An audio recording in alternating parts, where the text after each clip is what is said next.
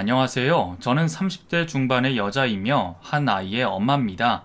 제가 이곳에 글을 남기려고 정말 몇 번을 망설였는지 모르겠어요. 지금도 생각만 하면 화딱지가 나고 억울해서 손이 부들부들 떨리기 시작하네요. 감쪽같이 저와 가족들을 속이고 상처를 주었던 그 사람이 너무 미워서 아직도 심장이 벌렁거립니다. 도대체 어디서부터 이야기를 시작해야 할지 막막하긴 하지만 그래도 용기를 내어 차근차근 이야기를 시작해 보도록 하겠습니다. 결혼한 지 7년이 되도록 저희 부부는 아이가 생기지 않았어요. 당연히 결혼만 하면 아이는 자연스럽게 생길 줄만 알고 있던 저는 너무나도 당황했고 점점 마음이 쪼그라들고 있었죠. 남편은 괜찮다고 말하면서 조금 더 노력하면 생길 것이라는 긍정적인 생각을 하며 티를 내지 않았지만 그도 사람인데 어찌 멀쩡할 수가 있었겠어요. 불 꺼진 주방에서 새벽에 혼자 맥주 한 잔을 마시고 있는 모습을 보며 제가 얼마나 숨죽여 눈물을 흘렸는지 모릅니다. 홀아버지와 자란 저는 결혼 전에 특별히 산부인과에 가본 적도 없는 것 같아요. 결혼도 안 한 처녀가 산부인과에 들락거리면 큰일이라도 나는 줄 알고 그때는 왜 그렇게 멍청하게 지냈었나 모르겠어요.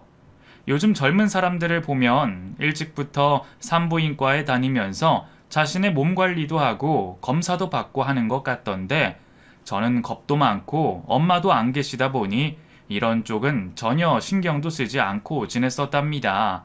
꼭 그래서만은 아니었겠지만 남편과 제가 난임으로 힘든 상황을 겪고 있었을 쯤 하나밖에 없는 신우는 항상 제게 모진 말을 했습니다. 너는 어떻게 된 애가 애 하나도 못 갖냐? 다른 사람은 그렇게 조심을 해도 애만 잘 생기더니만. 네? 아, 그러게요, 형님. 어떻게 하다 보니 이렇게 아이 갖기도 힘들어졌네요. 저 너무 속상해요. 그러게 왜 그 모양이니? 네 돌아가신 엄마도 너 하나만 낳은 걸 보니까 애가 잘 안 생기셨나 보지? 딸들은 엄마 닮는다고 하던데 옳게도 엄마 닮아서 애를 그렇게 못 갖나 보다. 어쩌면 좋니? 신우는 남편에게 엄마이자 누나이자 이 세상에 하나밖에 없는 피부치였어요. 그렇다 보니 둘 사이가 다른 집 형제들보다 각별했던 것도 사실이죠. 저는 형제가 없이 자랐기 때문에 그 관계가 어떤지 잘 알지 못하지만 그래도 이해는 해요. 엄마 아빠가 모두 안 계시고 누나가 거의 엄마이자 아빠처럼 저희 남편을 돌봐주었으니까요. 그래서 남편은 4살 위인 신우에게 더욱 깊은 마음을 갖고 있었습니다. 결혼 전부터 제게 이 마음을 자주 표현하기도 했었죠. 저기, 이번 누나 생일에 뭐 해주면 좋을까? 내게 누나가 얼마나 각별한지 자기도 알지? 그래, 알지. 왜 모르겠어. 자기가 얘기 많이 해줬잖아. 누나 뭐 좋아하시는데? 어떤 스타일이셔? 난 아직 뵙지도 못해서 무슨 선물이 좋다고 말을 못 해주겠네. 화려하고 예쁜 거 좋아해. 우리 누나 어렸을 때 하도 없이 자라고 나 돌보느라 제대로 놀지도 못하고 그렇게 커서 어른이 돼서는 웬만하면 하고 싶은 거 다 하려고 하는 것 같더라. 그런 누나를 보니까 난 왠지 더 마음이 짠해. 그렇구나. 그럼 예쁜 목걸이나 화장품 같은 거 사드려. 누나 남편분한테 받을 선물이랑 겹치지 않게.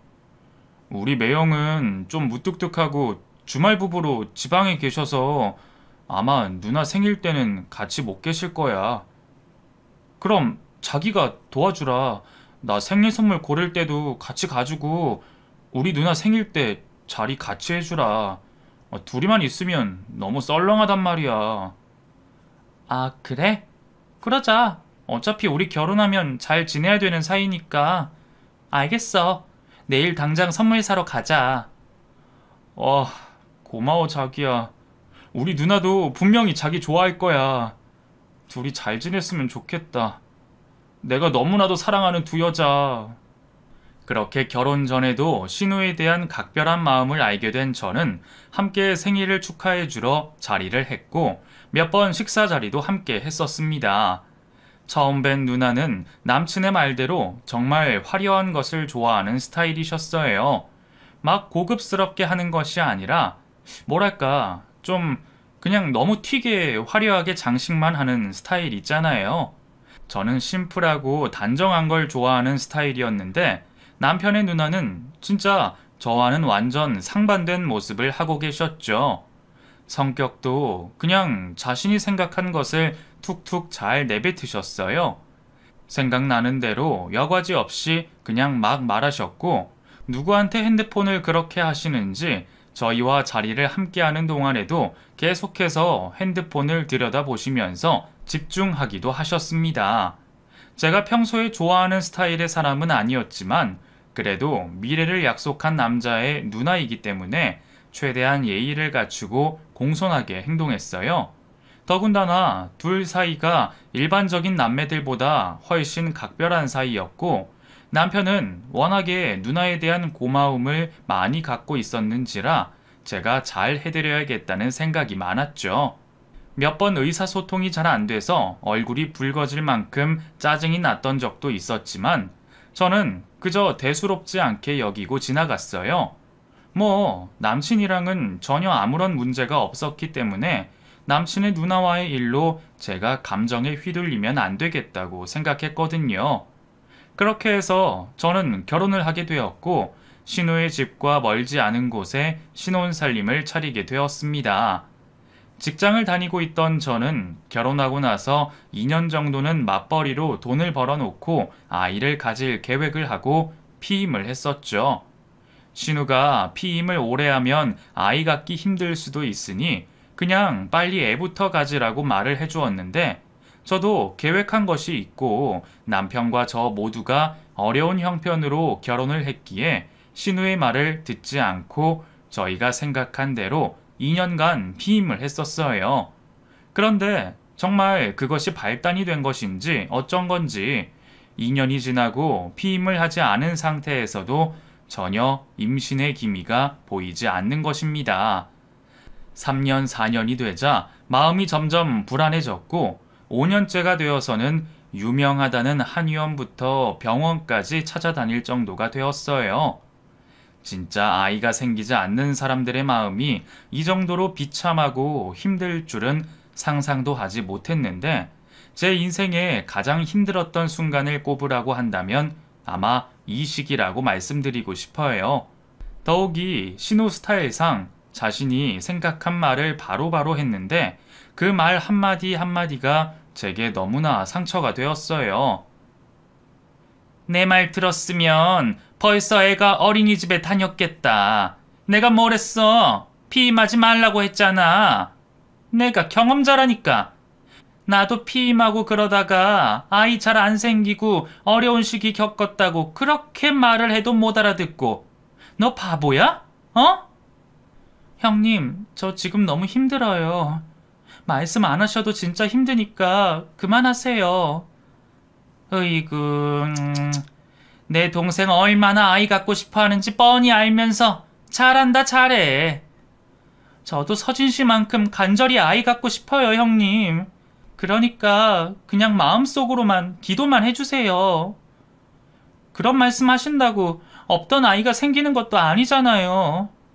그리고 뭐 형님도 지금 아이 안 생겨서 그러시는 거 아니세요? 그럼 누구보다 제 마음 잘 아실 텐데. 빨개진 얼굴을 하며 당황해서 저를 쳐다보던 신우는 그대로 밖으로 나가버리더라고요. 아니, 자기도 아이가 안 생겨서 그렇게 힘든 시간을 보냈으면서 어쩌면 제게 이렇게 심한 말을 할 수가 있는지 이해가 되지 않았습니다. 같은 여자라면 이럴 수가 있는 거예요. 그래서 시자 들어가는 사람들은 뭘 해도 미운가 봐요. 저는 직장까지 그만두고 아이 갖는 데에 몰입했습니다. 좋은 음식만 먹고 최대한 피곤하지 않게 몸을 유지했으며 좋은 음악에 교양 있는 책까지 챙겨보면서 아이를 갖기를 간절히 소망했죠. 그런데 하늘도 너무하시지. 아무 노력도 안 하고 팽팽 하루 종일 놀고만 있는 신우에게 먼저 아이가 생겼습니다. 신우는 술도 자주 마시고 남편이 지방에서 근무해서 주말 부부를 하고 있는지라 평일에는 정말 여기저기 안 돌아다니는 곳이 없거든요. 술도 자주 마시고 맨날 싸돌아다니면서 자기 인생을 즐기고 있었는데 말이죠. 신우의 임신 소식을 듣고 진짜 절망감도 느껴지고 짜증이 나서 아무것도 할 수가 없는 정도까지 이르게 되었어요. 제 감정을 어떻게 추스려야 할지 도무지 답이 나오지 않아 몇 달을 진짜 힘들게 보냈던 기억도 나네요. 신우는 몇 달 후 쌍둥이를 임신했다는 소식을 자랑 삼아 전했고, 제게 난데없이 전화를 해서 아이의 육아에 대해서 슬쩍 물어보는 겁니다. 아니, 내가 생각해 봤는데 내가 갑자기 일을 좀 시작해야 할 것 같거든. 네? 형님이요? 아니, 지금 내일 모레면 쌍둥이가 태어나는데 무슨 일을 하세요, 갑자기? 그러게, 그게 그렇게 갑자기 됐는데 내가 그동안 저축도 안 하고 너무 놀아서 그런지 모아놓은 돈도 하나도 없고 미래가 불안하기도 하고 그래서 말이야. 그래도 아이들이 3살까지는 엄마 손에 있어야 애착감이 형성되고 한다던데 좀 이따 하세요, 형님. 그러니까 내가 너한테 지금 물어보는 거야. 혹시 말이야, 우리 애기들 좀 봐줄 수 있나 해서. 네? 제가요? 애도 안 낳아본 제가 어떻게 애를 키워요? 그것도 쌍둥이를요. 저는 못해요, 형님. 그럼 뭐 나는 처음 아니니? 다 그렇게 처음으로 엄마가 되는 건데 뭘. 닥치면 다 한다니까. 애가 갖고 싶어 죽겠지? 이렇게 좋은 일 하면 하늘에서 모른 척 하시겠어? 그럼 너한테도 분명히 좋은 일 생긴다니까. 진짜야. 한번 진지하게 생각해봐. 알았지? 아니, 형님, 그게요. 저는 안 돼요. 못할 것 같아요. 제가 아무리 안 될 것 같다고 해도 자신의 말만 계속해서 하던 신우는 결국 아이를 낳은 후에 저희 집으로 산후조리를 하러 들어왔습니다. 친정 엄마도 안 계시고 주변에 도움을 줄 사람이 없으니 사실 신우가 갈 곳이 없던 것은 맞아요. 그리고 이렇게 세상에 단 한 명뿐인 남편의 피부치를 저도 모른 척하기가 뭐해서 저희 집에서 산후조리를 하게 되었어요. 워낙에 아이를 갖고 싶어 했던 저희 부부는 세상 천사같이 잠을 자고 있는 쌍둥이 조카를 보면서 서로 눈물까지 흘렸답니다. 여보, 정말 천사 같다. 진짜 천사 같아. 이 애들이 내 조카라니 믿겨지지가 않아. 응, 진짜 인형 같고 천사 같아. 너무 예쁘다. 우리한테도 곧 찾아오겠지? 응? 그럼 우리한테도 반드시 찾아올 거야. 당신이 힘들겠지만 그래도 우리 누나 좀 도와줘.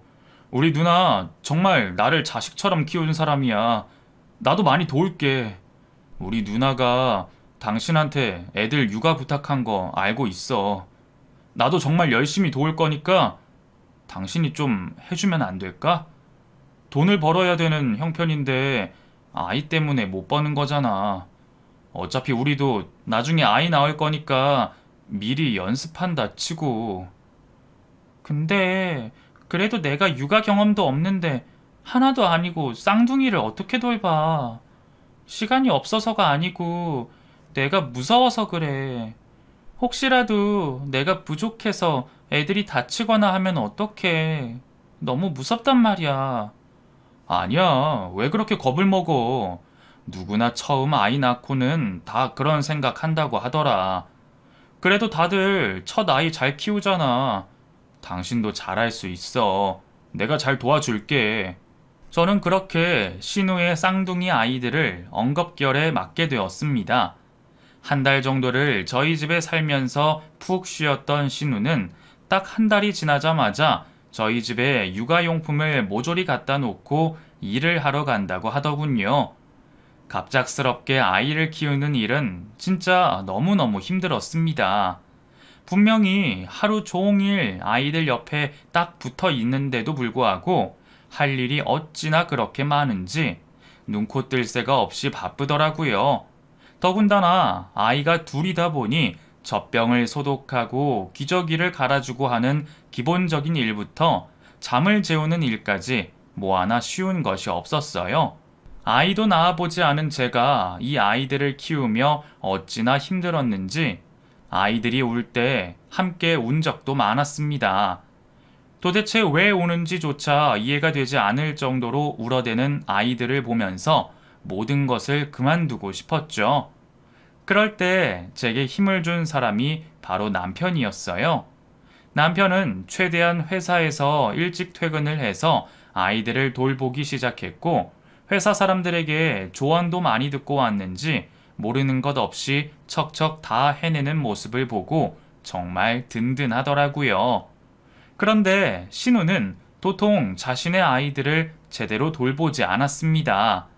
처음에는 저희 집에서 함께 숙식을 하며 아침에 출근 준비를 한다고 집으로 가더니 어느 순간부터는 저녁에 잠깐 와서 아이들의 얼굴을 보고 자신의 집에 가서 혼자 자고 혼자 출근을 해버리더라고요.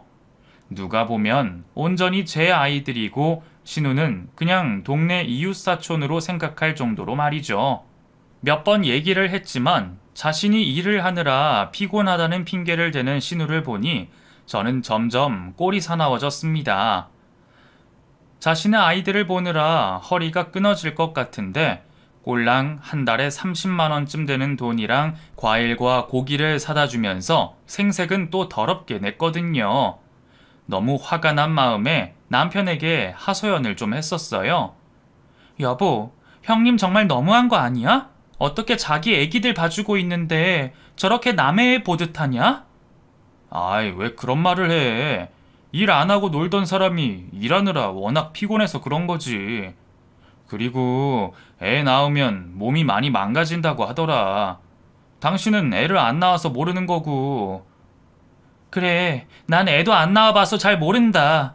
애도 안 낳아본 사람한테 육아 전담시키고 하는 건 그럼 잘 알고 시키는 거냐? 당신 말이 너무 이상해. 나 기분 나빠. 아, 왜 그래, 여보? 난 그런 뜻이 아닌데. 아, 그냥 당신이 좀 참아주면 안 될까? 아, 우리 누나가 어렸을 때 하도 많이 희생하고 해보지 못하고 자라서 뭔가 자신이 하고 싶은 게 있으면 무조건 해야 한다는 욕심이 좀 있어. 그러니까 여보가 좀 이해해줘. 응? 내가 이렇게 부탁할게. 우리 누나 나한테 어떤 존재인지 잘 알잖아. 그래, 알아. 그러니까 그 얘기는 그만 좀 해. 그리고 고모부도 너무하셔. 아무리 지방에서 근무하고 주말 부부라고 하지만 형님이 지방 내려갈 때 애기들도 안 데리고 가고 그러면 뭔가 이상하게 생각하셔야 되는 거 아니야? 어떻게 고생한다 어쩐다 말 한마디도 없이 그러실 수가 있어? 맞잖아. 여기 집에 올라오셔도 그때 애들만 쏙 데려가고 말 한마디도 없고. 매형이 원래 사람이 좀 무뚝뚝하고 그러셔. 워낙에 거기 일도 바쁘고 말이 주말 부부지 거의 월말 부부로 생활하고 있는데 자기가 그러면 안 되지. 당신 힘든 거 내가 다 알고 있으니까 우리 조금만 견뎌보자. 우리가 이렇게 좋은 일 하고 있으니 아이도 곧 생길 거야. 난 확신해. 저는 이해할 수 없는 신우의 행동들에 점점 화가 나고 있었습니다. 도대체 무슨 일을 하길래 얼마나 피곤하길래 자기 애들을 팽개쳐 놓고 자기 혼자 편하게 잠을 자고 일상생활을 할 수가 있는지 이해가 되지 않았거든요. 신우 말로는 자신이 할 수 있는 것이 없어서 양말 공장에 다닌다고 했고 일이 좀 힘들다 보니 자기가 뭔가를 할 수 있는 여력이 없다고 하더라고요. 가진 능력도 없고 배운 것도 짧다 보니 어디 가서 일할 것이 한정적이라고 둘러대는데 뭔가 마음이 짠하기도 했습니다. 사실 이때 어느 정도 눈치를 채고 신우의 행동을 더 유심히 살폈어야 하는 건데 말이죠. 그래도 천사 같은 아이들과 함께 지내는 것은 또 다른 행복을 안겨주더라고요. 밤에도 2시간 이상을 자지 않던 아이들이 어느덧 자라서 5시간씩 쭉 잠을 자게 되었고, 뒤집기, 기어가기에 이어서 2발로 서기까지 하는 모습을 보니까 가슴 뭉클한 무언가가 느껴지기도 했습니다. 길은 정이 무섭다고 처음에는 신우가 왜 자신의 아이들을 데리고 자지 않는지 불평불만이 가득했지만, 이제는 어느새 아이들을 제 곁에 두지 않으면 밤에 잠이 오지 않을 정도가 되었죠. 가끔씩 신우 남편이 올라올 때는 신우가 아이들을 데리고 자신의 집에 가서 이틀 동안 소식이 없었는데, 그때 얼마나 허전하고 가슴이 뻥 뚫린 것 같던지 불안함에 밥도 잘 넘어가지가 않더라고요. 사람이 정말 이렇게 되나 봅니다. 1년을 넘게 아이들을 돌보다 보니 저도 모르게 아이들과 한 몸이 되었던 것이죠. 처음에는 신우가 제게 당연히 고마워해야 한다는 생각을 하고 있었는데, 아이들을 키우다 보니 제가 오히려 신우에게 고마워해야 한다는 생각이 든 적도 있었어요. 이런 생각을 하면 제가 마치 천사라도 된 것 같은 느낌이지만, 진짜 실제로 이런 감정이 들더라고요. 제 곁에 이렇게 천사 같은 아이들을 준 것만 해도 감사해야 한다는 느낌이 진짜로 들더라니까요. 그래서 한때는 남편과 입양에 대해서 심각하게 고민해 본 적도 있었습니다. 이렇게 신우의 쌍둥이 아이를 사랑으로 돌보고 가족처럼 느낄 정도이면 충분히 입양을 해서도 잘 살 수 있을 것이라는 생각이 들었거든요. 남편과의 상의 끝에 결혼 10주년이 될 때까지 기다려보자고 했고, 정말 만약에 10주년이 될 때까지도 아이가 생기지 않는다면 입양을 하자고 서로 약속까지 하게 되었습니다. 그렇게 시간은 어느덧 지나서 제가 쌍둥이들을 돌본 지 3년이 되어 가고 있던 어느 날이었어요.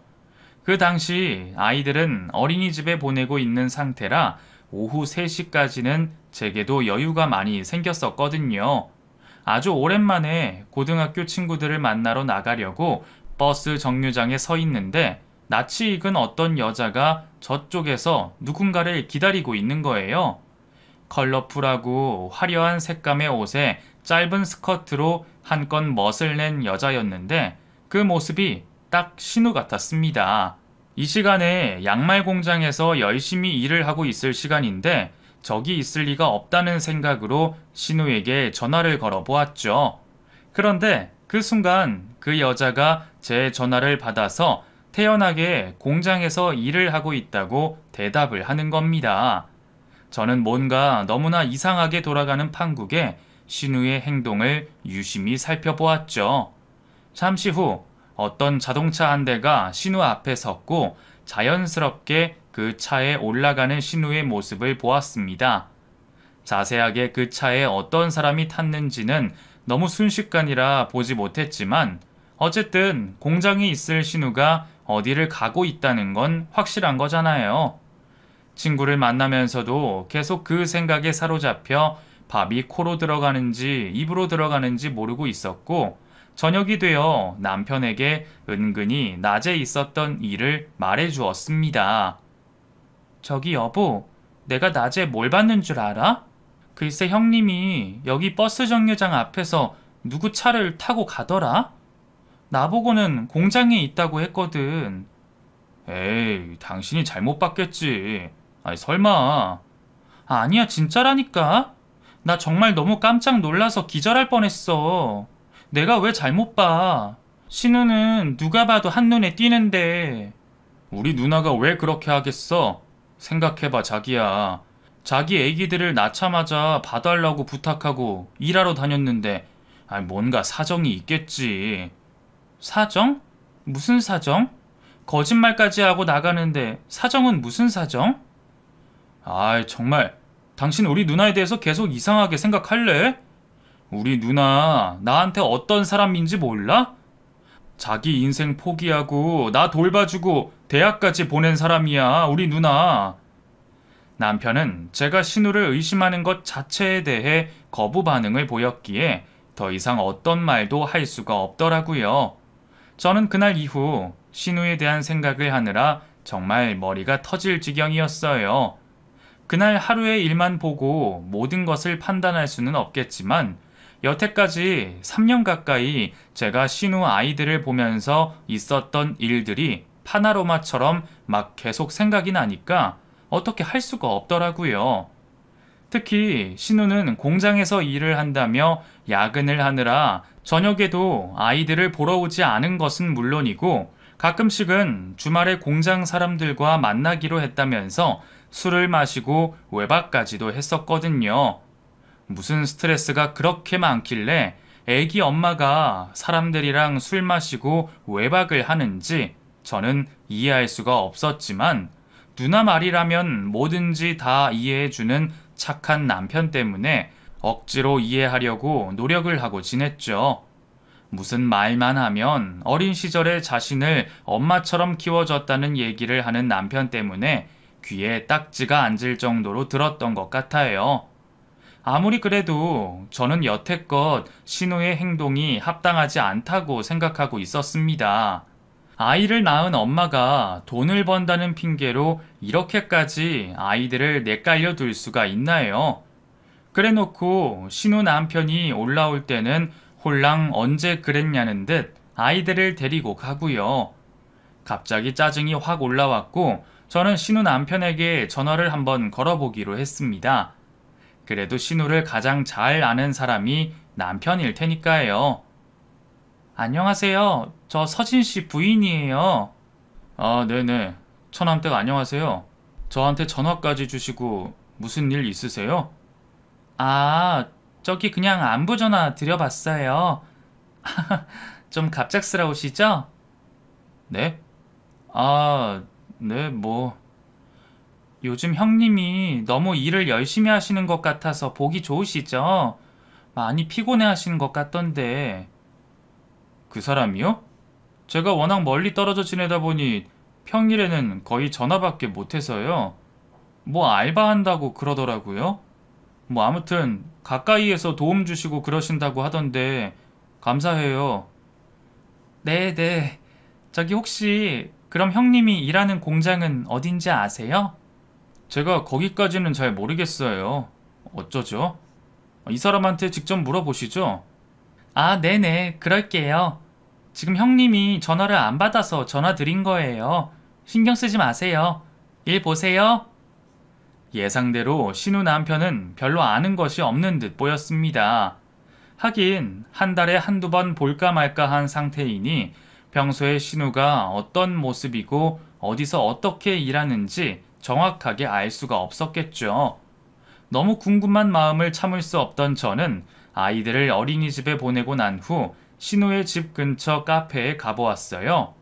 이미 신우가 출근하고 집에 없을 시간임은 분명하지만 그래도 혹시나 그곳에 있다가 뭐라도 알 수 있을 수도 있으니까요. 이미 10시가 넘은 시각인지라 별 기대도 안 하고 커피 한 잔을 시켜놓고 오랜만에 여유 있게 앉아있던 그때 신우의 집 쪽으로 누군가 들어가는 것이 보였습니다. 어렴풋이 기억나던 그때 그 자동차와 비슷했고 그 자동차에서 웬 젊고 건장한 남자 한 명이 내렸거든요. 저는 저도 모르게 사진을 확대해서 그 모습을 찍어 놓았고 그 남자의 자동차도 찍어 놓았습니다. 가슴이 막 벌렁벌렁거리고 콩닥거리면서 어떻게 해야 할지 모르고 있었는데 잠시 후 그 둘이 다정하게 밖으로 나왔고 차에 올라타서 제가 있는 이 카페 앞에 차가 멈춰서는 거예요. 저는 너무 놀라서 후다닥 카페 안에 화장실로 들어가서 문을 빼꼼 열고 쳐다보고 있었고 신우가 그 차에서 내려 커피 2잔을 사가지고 밖으로 나가는 것을 보게 되었습니다. 도대체 이게 무슨 상황인 건지 제가 뭘 본 건지 머릿속이 새하얘지는 것 같더라고요. 그럴싸하게 차려입고 짙은 향수까지 뿌려서 냄새가 진동했는데 그 꼴을 하고 양말 공장에 가는 것은 누가 봐도 아니었거든요. 저는 카페 알바생에게 물어봤어요. 저기 방금 저 여자분 여기 자주 오세요? 아, 예, 자주 오세요. 뭐 단골 고객이신데요. 그래요? 대충 이 시간쯤에 오시나요? 주로 이 시간에도 많이 오시긴 하는데 저녁에도 오시고 오후에도 오시고 그 남편분이랑 자주 오세요. 남편분이요? 네, 그 밖에 차에서 기다리실 때도 있고 뭐 같이 들어오실 때도 있는데 그 왜 그러세요? 아니요. 제가 아는 사람이랑 헷갈렸어요. 저는 그제서야 모든 것을 알게 되었습니다. 지방에서 일을 하느라 이곳에 잘 오지 못하는 진짜 신우 남편 대신에 저 남자가 신우의 곁에서 모든 것을 함께 하고 있었던 모양이더군요. 아이들까지 내팽개쳐두고 이딴 짓을 하다니 저는 너무 화가 나서 참을 수가 없었습니다. 그 길로 바로 남편에게 전화를 했고 남편에게 미친 듯이 소리쳤어요. 여보, 완전히 우리 당했어. 열받아. 나 정말 바보였어. 왜 그래? 무슨 일이야? 뭘 당해? 천천히 얘기해봐. 당신 누나 진짜 이래도 되는 거냐? 완전히 다른 놈이랑 바람이 나서 부부처럼 다니고 있는데 내가 아주 미쳐버리기 일보 직전이야. 애 낳은 여자가 애들까지 내팽개쳐두고 남자한테 눈이 멀어서 아주 그냥 돌았어. 딱 돌았다고. 뭐? 당신 정말 왜 그래 저번부터? 우리 누나가 당신한테 애들 맡겨서 그렇게 불만이야? 돌았다니. 우리 누나가 남자한테 미쳤다는 거야? 당신 말 조심해. 아니 여보, 내 말 안 믿는 거야 지금? 진짜라니까? 방금 어떤 놈이 니네 누나 집에 들어가는 것도 내가 두 눈으로 똑똑히 봤고 카페 알바생도 둘이 맨날 여기 들락거리는 부부라고 하더라. 그래도 아니야? 그래도 내가 이상한 거냐고. 영문도 모르고 그렇게 말하지 마. 직접 확인한 것도 아니잖아. 남자 여자 둘이 있으면 그냥 누구나 다 부부라고 착각할 수도 있는 거고. 확실한 증거도 없이 자꾸 이럴 거야? 우리 누나 그렇게 나쁜 사람 아니라고.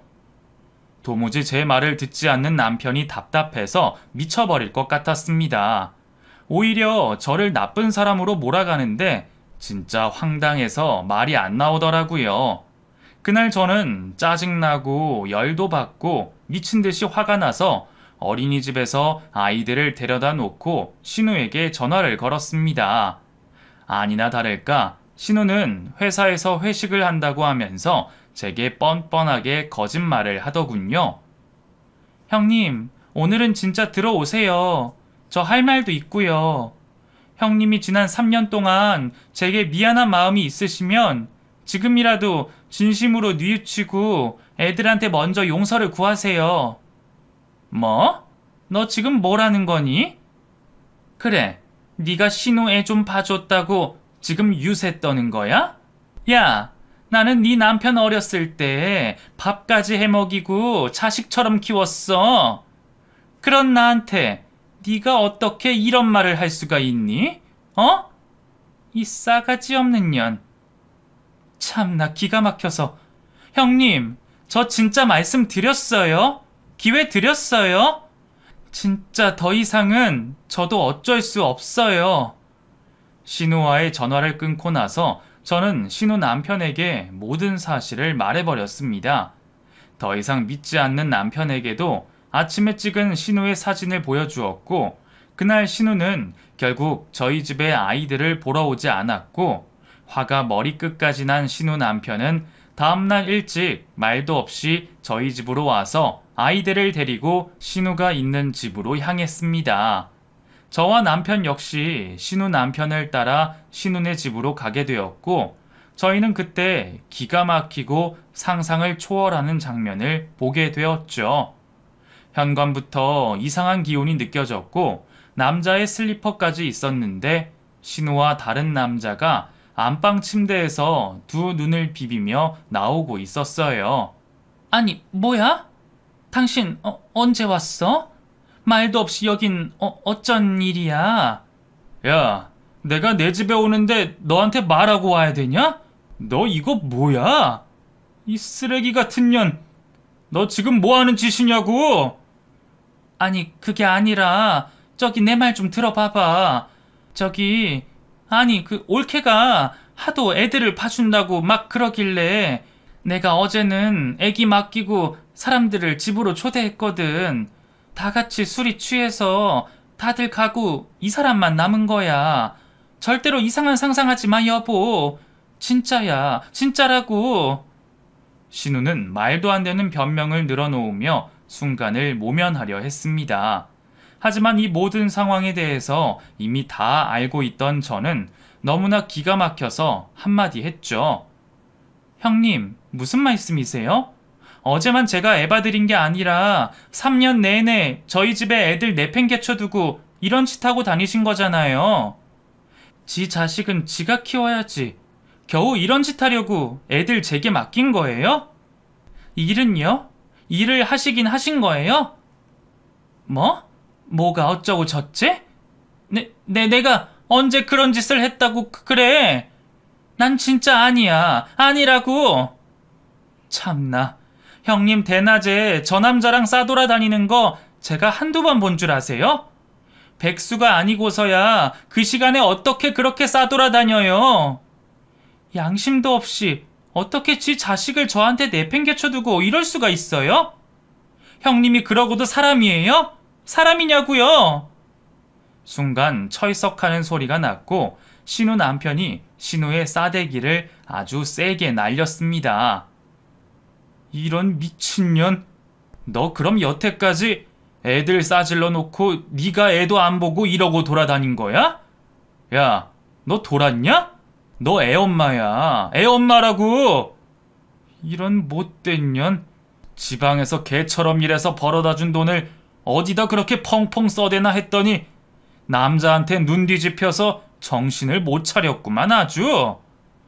그 순간 뭔가 후다다닥 하는 소리가 들리면서 신우와 함께 있던 그 남자가 현관으로 쏜살같이 나가더라고요. 남편은 모든 상황을 가만히 지켜보고 있더니 그 남자가 나가는 뒷 목덜미를 낚아채더니만 아주 세게 그 남자의 뒤통수를 갈겨주었습니다. 어찌나 세게 때렸는지 그 남자가 앞으로 고꾸라지면서 바닥으로 쓰러졌는데 그 남자는 그 순간을 어떻게든 모면하려고 넘어진 채로 거의 기어가면서 바깥쪽으로 향했어요. 모든 상황이 얼마나 황당하고 어이가 없던지 저는 도망가는 그 남자를 따라가려는 남편을 붙잡으면서 가지 말라고 말렸습니다. 여보, 그만해. 그냥 가게 놔둬. 저 자식이 우리 누나를... 어떻게 우리 누나를... 우리 누나 이런 사람 아니란 말이야. 이런 사람 아니라고. 나를 어떻게 키워준 사람인데. 여보, 정신 차려.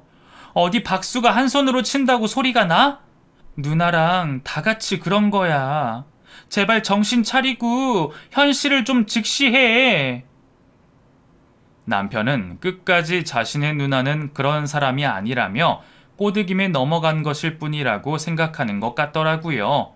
그 집안의 그런 상황을 보고도 그런 말을 하다니 정말 남편은 누나에 대한 마음이 남다르긴 했었나 봅니다. 그 집에서 아주 한바탕 난리가 났고 신우 남편은 안방에 있는 화장대를 막 뒤지기 시작했어요. 너같이 더러운 년을 믿고 개처럼 돈만 벌어다 준 내가 바보지. 이거 봐 이거. 이거 피임약 맞지? 어? 너 나랑 잠자리도 안 하는데 이런 걸 왜 먹냐? 피임을 할 필요도 없는데 말이야. 애들은 내 애 맞긴 하냐? 이 더러운 년. 아니 여보, 그게 아니라 이거 예전에 우리 신혼 초에 그때 약이야. 오해하지 마. 나 정말 억울해 여보. 제발. 그게 몇 년 전인데 아직도 그 얘기를 꺼내냐. 너 진짜 구제불능이야, 구제불능. 너란 년을 믿고 산 내가 바보 같다 정말. 결국 신우는 현재 백수 상태로 피임을 하며 남자들을 만나러 다니느라 제게 아이들을 맡겼던 것입니다.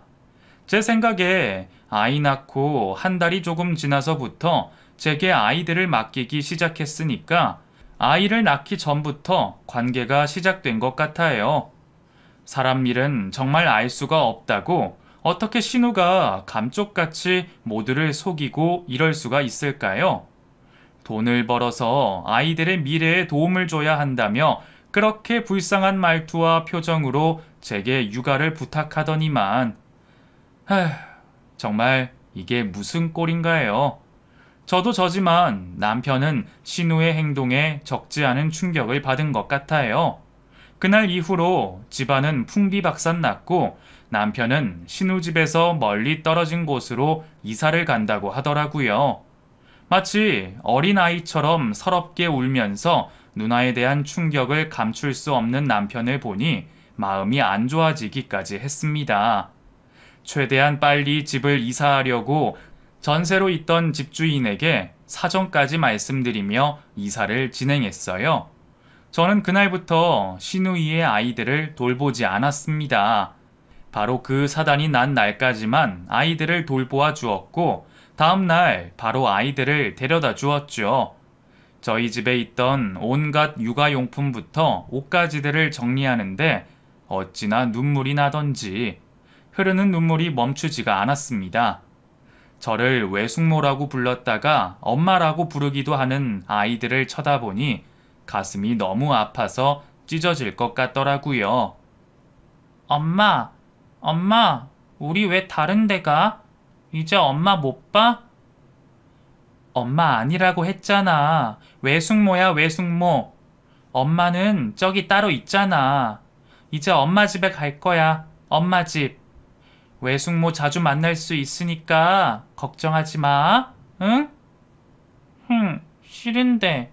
난 여기가 좋은데. 여기 집이 더 좋아. 그 엄마 집 싫어. 그래도 이제는 엄마랑 같이 살 시간이야. 외숙모랑만 같이 있으면 안 되는 거야. 울며 불며 가지 않겠다고 떼를 쓰던 아이들을 데려다 주었고 신우는 그때 이후로 이혼의 과정을 밟게 되었습니다.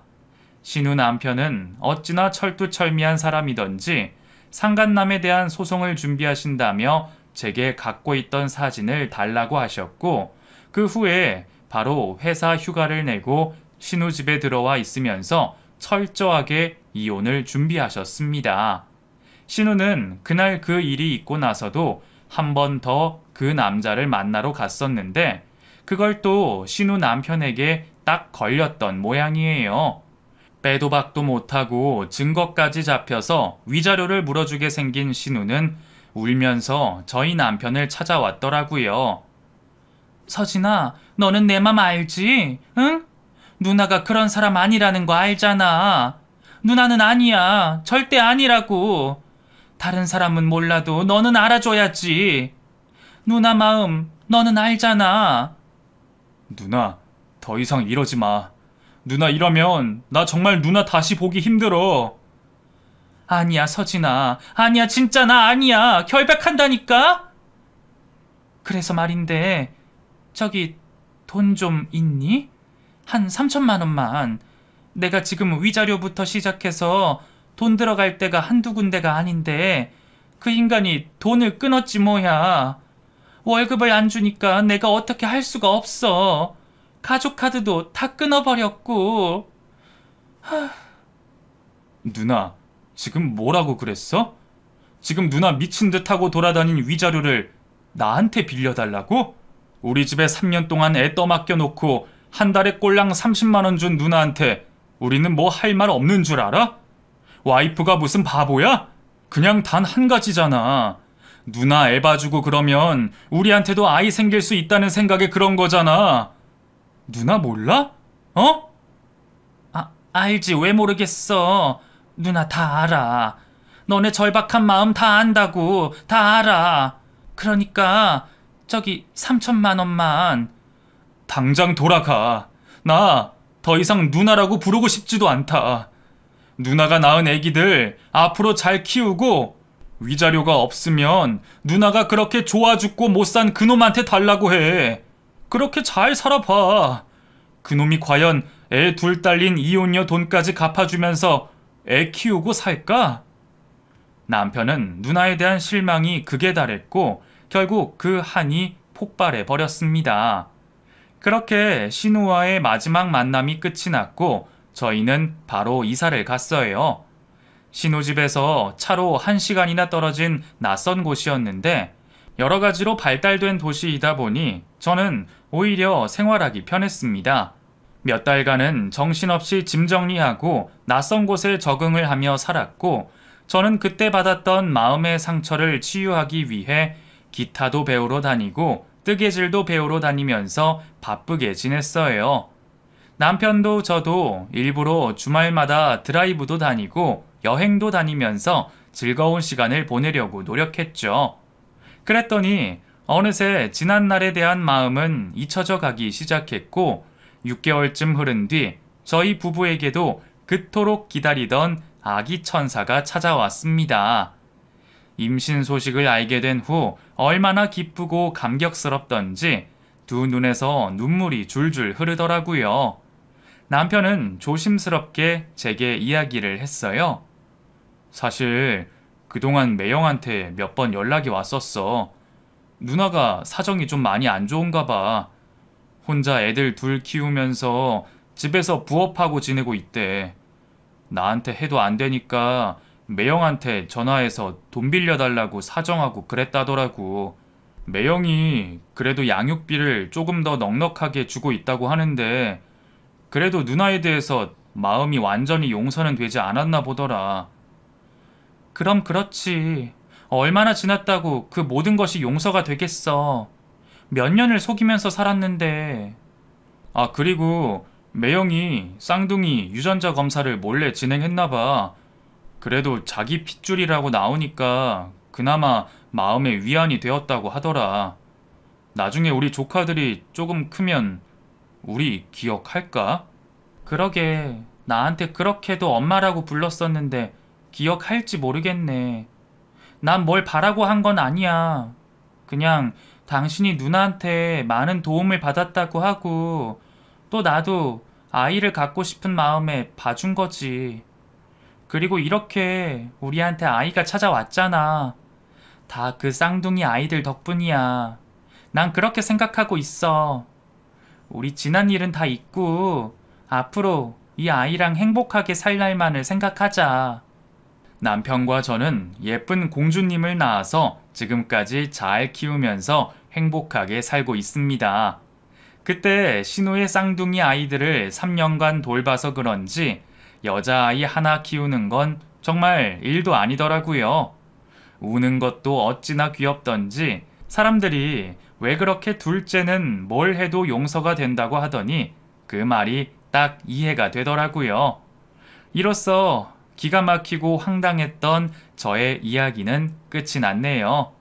어떠세요? 정말 별의별 일이 다 있죠? 저도 제가 이런 식으로 속수무책 당할 줄은 상상도 하지 못했었는데 세상 참 오래 살고 볼 일이네요. 그럼 이상으로 제 이야기를 마치겠습니다. 끝까지 들어주셔서 감사드려요.